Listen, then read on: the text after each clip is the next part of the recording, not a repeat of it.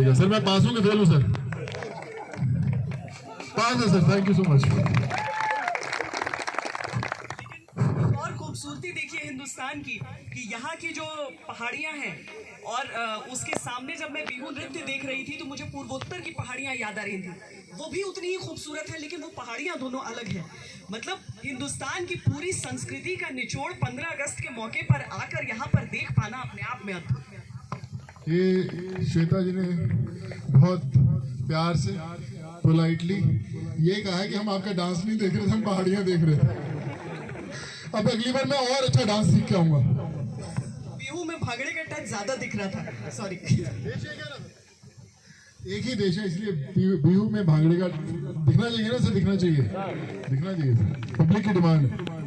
अच्छा, एक कवि का दिल भी यहाँ पर बसता है और मुझे लगता है कि अगर आप अपनी कविता, क्योंकि सारे रंग हो गए, सारे वीर रस से लेकर श्रृंगार रस सब हो गया, लेकिन अभी एक कवि आया नहीं है हमारे मंच पे। आइए।